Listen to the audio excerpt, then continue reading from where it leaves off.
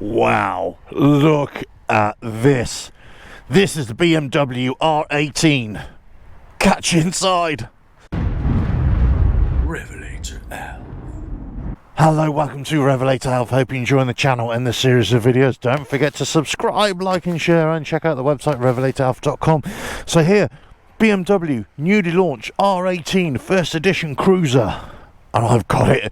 Oh, chrome. Do you know what? I came in with this and I think I'm possibly in for a new cruiser. Let me have a look at this BMW. I didn't want to like it, but the more I look at it, I think, wow, this has got loads of character.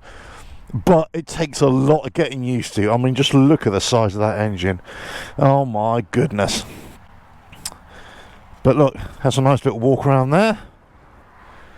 Okay, let's get through some specs, shall we? Okay, so the engine is, 1800cc. It's a 2-cylinder, 4-stroke, horizontally opposed boxer engine. And it's air and oil cooled, this one. Now, this will give you 91 horsepower. And this will give you 158 newton meters at 3000 RPM peak torque. But the interesting thing is that it will give you will give you 150 newton meters continuous. So, there we go. It's got electronic ignition, a 16-litre tank with a 4-litre reserve, and it does 5.6 litres to 100 kilometres, which is about 50-odd miles to 60-odd miles to the gallon. I mean, just look at this thing. Now, it's reported that it will do over 110 miles an hour. It doesn't actually give you an exact figure, but over 110 miles an hour. Exposed shaft drive here, which is really, really nice. 6 gears. And it's also got, would you believe, a reverse gear. You just sort of tap that down and it will reverse it. And you press the starter and there you go, you backs the bike up. Easy peasy. Now, it's got a double cradle steel frame chassis, but it's got detachable underrails as well for the engine. So take out those underrails and then take out the engine, if that was ever your thing, of course. Suspension. Got telescopic front forks, so with 120 millimeters of travel. Swing arm for the rear with a monoshock, and that's 90 millimeters of travel. Now, the wheelbase is 1731 millimeters. Spoke wheels front and rear. 19-inch front, 16-inch rear. And I'm running Bridgestone tyres on this one. It's got dual front brakes with a 300mm discs at the front, and these are 4-piston calipers. Interestingly, at the rear, it's also a 300mm disc, a single disc, but it's also got 4 pistons as well. And it's got ABS and all that kind of good stuff. So seat height is 690mm. Overall length is 2,440mm. Overall height is 1232mm. And guess what? Overall width here is 964mm. I mean, just look at that thing. It's almost a meter wide. This is going for nearly, £18,500 and £19,000. Very limited extras on this bike right now. And but if you have the full extra package, it will take you up to 21,000 in change, which is a lot of money, isn't it? But is it worth it? What I've got to say, up here it was pretty worth it. It was really nice. Very odd to start though. Okay, started off, you turn on the power. There's a power button there. It goes through all its jiggery pokery. You pull in the clutch and you hit the starter. It's got that kind of lateral throw which you expect from a boxer engine. It's got ABS, it's got traction control. The traction control is selectable. It's got 3 modes. It's got rain, it's got rock, roll and rock. Rock and roll, there's different power outputs and different, one's a bit more responsive, but I just keep it on rain. There we go. Rain, there we go. Do that one. Right, this reverse gear, so basically I push that down like that, and then I push this starter and look, it comes back. How cool is that? Right, lift that back up.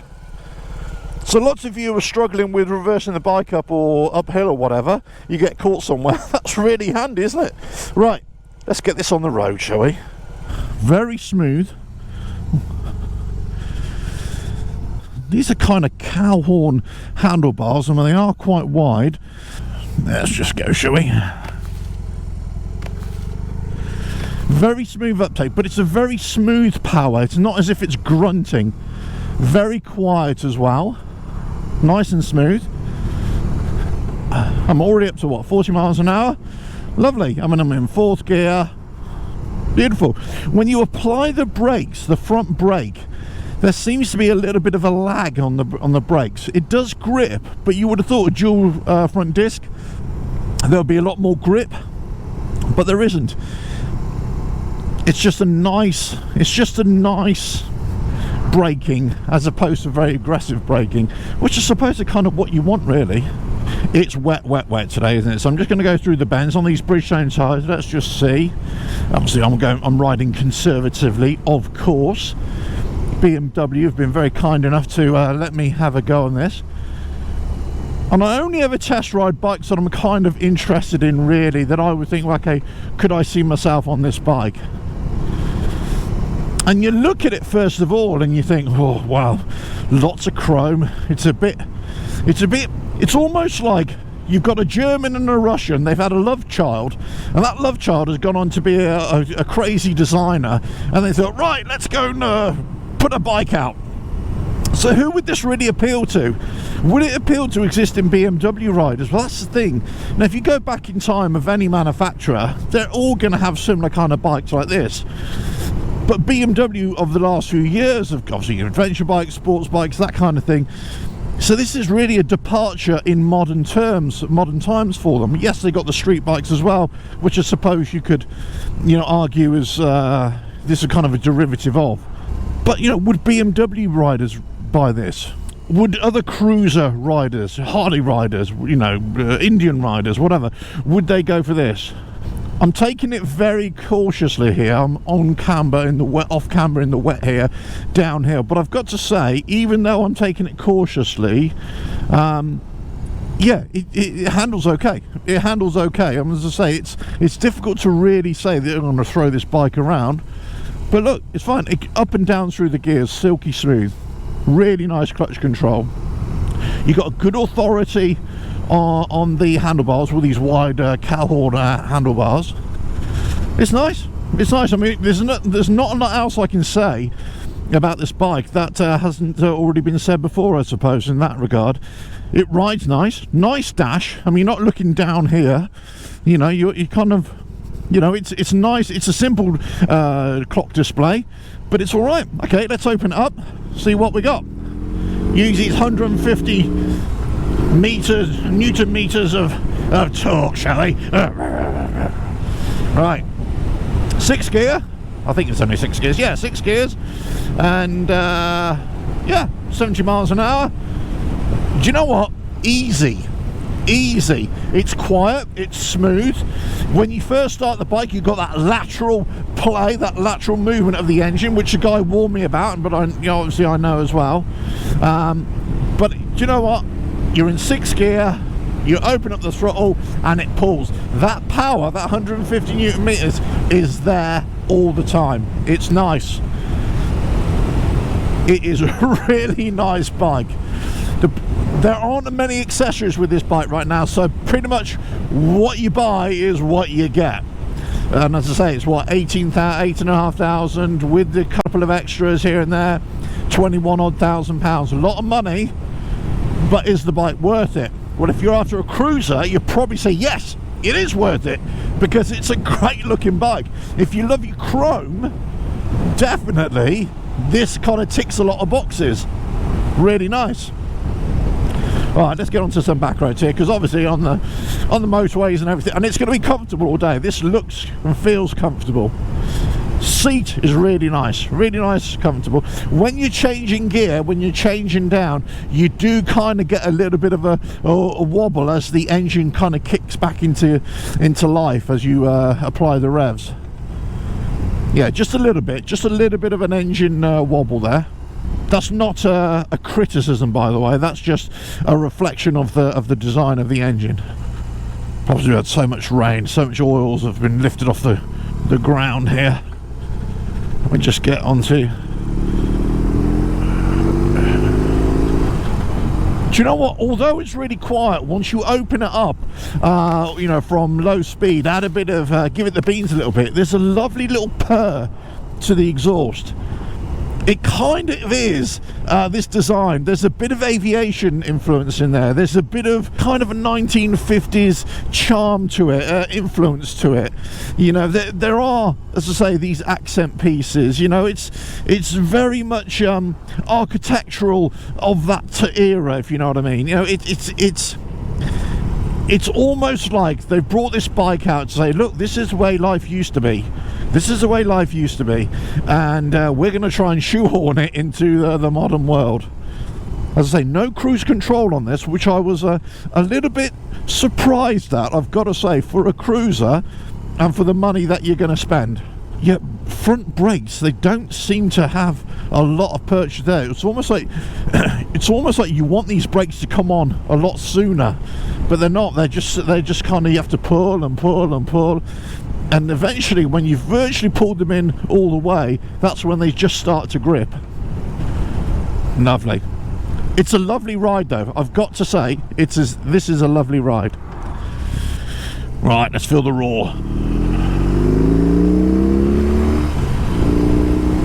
I tell you what, this pulls, but it pulls in a very smooth, progressive way. You're almost hanging onto the handlebars. Almost, but not quite, if that makes sense. You're not being flung back, but you can feel the power definitely propel you forward. And I say, it's a sweet purr from that exhaust. Really nice, a really nice sweet purr. Slow moving capability. I say, I mean, it's all right, but you do feel that you have to kind of put your feet down a little bit with these big handlebars. What I would say about this bike is that styling wise, it is not stealthy at all. You are definitely going to stand out from the crowd, and people may mistake you for having a vintage bike with this, the way the styling is, right? But what it is stealthy at is its power. You're kind of getting a lot of power there. Very underrated. It's a real sleeper, this bike. It's a real sleeper. BMW have done a great job at producing a bike that, you know, you're getting lots of power, good riding position, really comfortable with this solo seat that we've got on now. Really comfortable. You can get a 2-up option. There are other variants of this bike that haven't been released, but they were on the design floor first of all, and you might have seen them, you know, the different variations and different custom incarnations of this bike as well. You know, if you want to change the looks of this bike, then you're going to have to go to the custom world. You're going to have to go to the bespoke world to get something. But you know, it's these Bridgestone tyres are nice. You know, I'm not rolling it into the bends too much, of course, because, you know, the weather is shocking. But you know what? Yeah. The thing is, you know, as you ride this more, you're going to get more and more confident with it, and you're going to be able to really fling this into the bends. I think when it's dry, definitely this bike you're going to be able to fling into the bends. You can already tell because it's holding it in the wet already. You know, and only a real muppet would really throw a bike into the bends in the wet. This bike is almost that kind of bike. You think, I could do this, I could do it. It gives you confidence. It gives you confidence. I like it. I like it a lot. You look down on it and you think, what the hell was this thing? How wide does this bike have to be?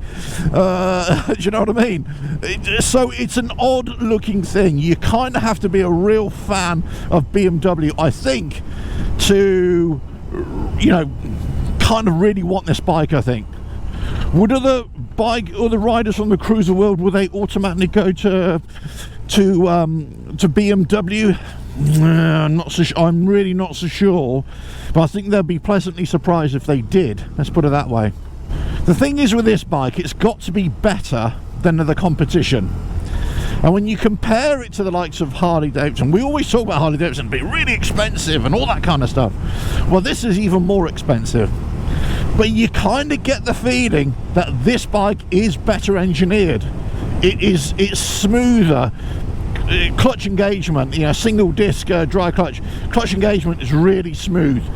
Gear changing, really smooth. Engine power delivery, really smooth. Braking, not so much, but then most cruisers are like that in my opinion. It's just a really, really nice bike. The question is this the kind of bike that you would customise, add bits to, like you would, let's say, a Harley Davidson?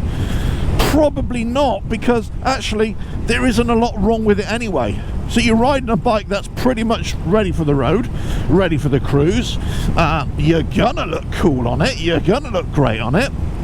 You know, I mean, you change the power mode here to whatever, let's say rock and roll. There we go. Very nice. Yeah, when you put it in rock, that power delivery really does come on. Oh yeah, and I tell you what, when you lock it down as well, when you knock it down, yeah, you don't really want it. That rear tyre does spin up a little bit. That tier, yeah, definitely. In the rain mode, really manageable, really nice. When you put it into the rock and roll mode, yeah, you really want that on dry days, guys, obviously. But you will feel the difference, definitely feel the difference. It's just got more pep, it's just got more torque, it's just got more, you know, power to that rear wheel, and that's where you've got to be really careful. But I always say, you know, you control everything with your right hand, with your throttle, don't you? That's how you control your bike. Everything else is just, yeah, it's all nice to have, all these different modes. But they've done a good job, they've done a great job. So look, I could wax lyrical about this all day long. If you're looking for an alternative cruiser and something that's different, something that's going to stand out from the crowd, I tell you what, this is a really nice bike. Really nice bike to ride. You know, really nice bike to ride. Lots of power, really smooth. Looks a bit odd, looks a bit different, which is great. This is kind of what you want, isn't it, really? And it's okay in the bends, I would say. I mean, but it's a horrible wet day today, so you know, I can't really criticize it too much, but it does feel as if it will go into a bend, especially in the dry conditions. So, but I'll give it that. It's lovely. Heated grips. I really should turn those off because I don't need that. But that is hot, I tell you. Crikey.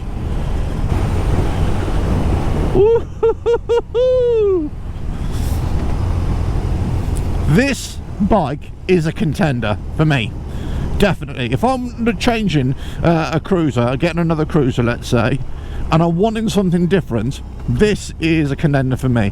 I'm not sure that this bike will appeal to many existing BMW riders, because I think they've become indoctrinated into the classic bikes that they've been producing the last few years. It's not a criticism of BMW riders, but that's just pretty much what they've been fed over the last few years. Now they've got this, and I think there's going to be a lot of head scratching going on. Thinking, well, do we really need that? Do we really want that?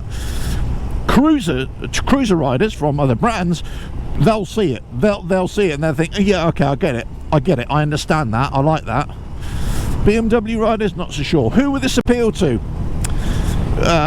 People with some deep pockets, I think, who are looking for something a little bit different.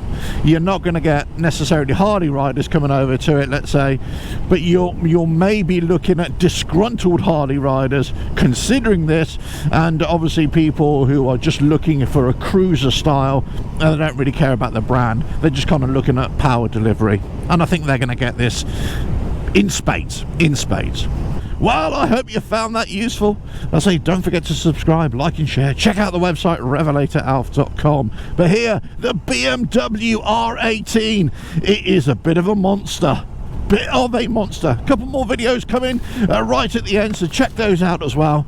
But, well, you never know. You might see more of me on this bike in the future. I'm telling you what, it is that good. It is that good. Catch you again. Ta-da!